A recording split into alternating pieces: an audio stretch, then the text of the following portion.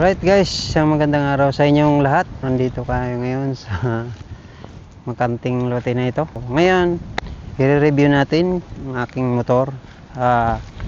After 6 months of ownership, sulit pa ba ang Aerox 155 version 3?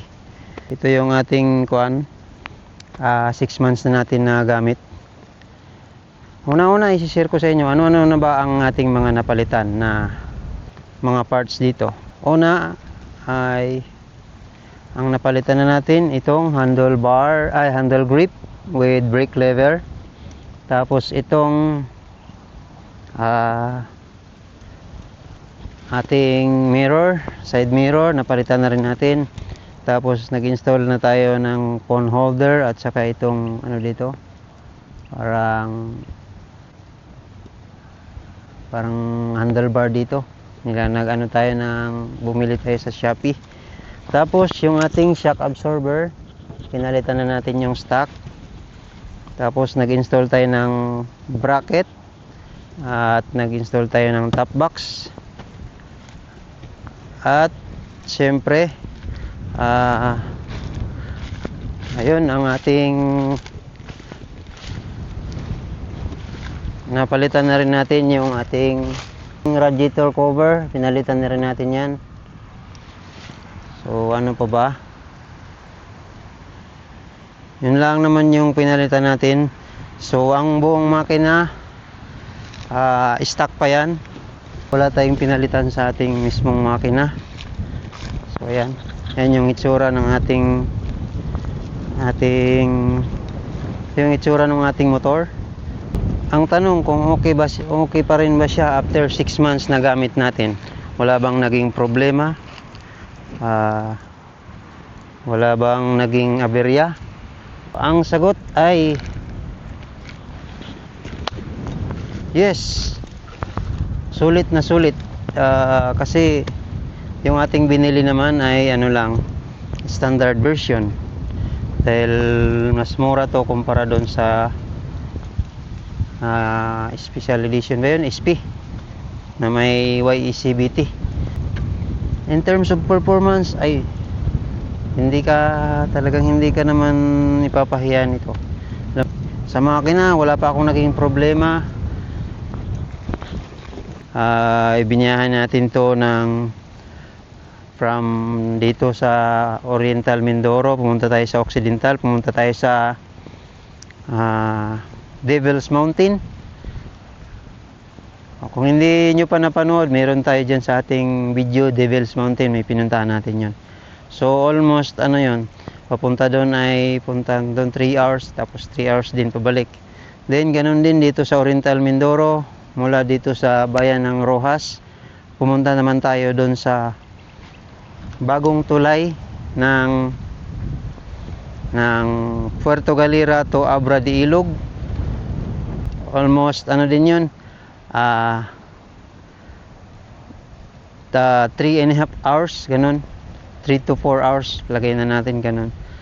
Tapos balikan, so mga 8 hours. So ang daan doon rough road, may paahon, may mga matarik na ahonin, may palusong, may mga malalaki ang bato.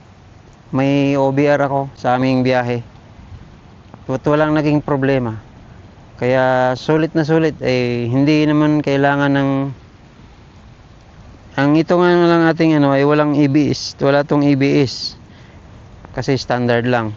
Laban naman siya. Mga rough road. Kung hindi, pwede nyo silipin yung ating video, yung ating update sa Puerto Galera to Abra de Ilog Road. Yung pag-update na nagawa na yung tulay. In terms of ito pa pala yung ating upuan, naka-camel back seat na to. So napalitan na natin yung stock. Yan, pinalitan na rin natin yan para komportable sa upuan. At saka ang purpose kasi dito pag may OBR si Mrs. yung doon sa stock laging umus-us sa akin. So pag itong camelback, so meron siyang harang dito. So ayun, all goods after 6 months. marami pa tayong i-upgrade dito, tayo-tayo lang para sa hindi masakit sa bulsa. Ganun. Kutuwing sa sahod, may konting Shopee, baka naman. Mga papalitan pa natin dito. Ito, magpapalit tayo nitong cover ng ating fuel tank cover. At ano pa ba, kung magkapera tayo, yung suspension sa harap, medyo matagtag kasi siya, yung kuan, yung stock, yung sa unahan. O bago lang ako dahil yung sa click kasi, yung sa Honda Click na puti, yung gamit natin Mindanao to Luzon na Honda Click, yun yung gamit natin sa buong biyahe natin. Kayang kaya. Meron tayong video dyan sa baba, pwede nyo panoorin yung ating Mindanao to Luzon. Yun, in terms of Aerox din yun, may dumaan din na Aerox. Dito nilagyan na rin natin to ng yung ating dashboard, nilagyan natin ng film para hindi magasgas. Kung magasgas man siya, yung film lang at pwede nating palitan. At meron na rin tayong in order na dito nilalagay yung sa dito sa brake fluid cap. At nasa China pa. Ito, order tayo ng kuan ito, yung carbon. Yan, papalitan natin yan. Tapos kung magkapera naman, ito yung dito, yung may side siya dito na hindi glossy. So ang gusto ko nito, kung magkapera ay ipapa-carbon ko rin yan. Right? Napalitan na rin pala natin itong kuan, itong ating mating. Yang papalitan din natin yung kuan kasi medyo kinakalawang na. Yung stand. Hindi ko na i-review ng in-depth review to. Yung mga specification nito, marami naman kayo makikita dyan, mga review. Okay? Yun. All goods. So, recommended kung gusto mong bumili at nasa affordable price lang kaysa dun ka sa 164 ba yun, yung special edition. At saka yung standard, yung ABS version yata nito ay 145. So dito, nabili ko lang to ng 127 plus 2,000, so 129. Right, so hanggang dito na lang yung ating review. Sana ay makatulong sa inyo para makapag-decide kayo kung ito ba ang bibili nyo. So maraming salamat. At kung hindi ka pa nakapag-subscribe, pa-click na yung notification, yung subscribe button, sama na rin yung notification bell para lagi kang updated sa ating mga review at mga rides or travel. Yan mga ginagawa namin ni Mrs. Travel vlogging at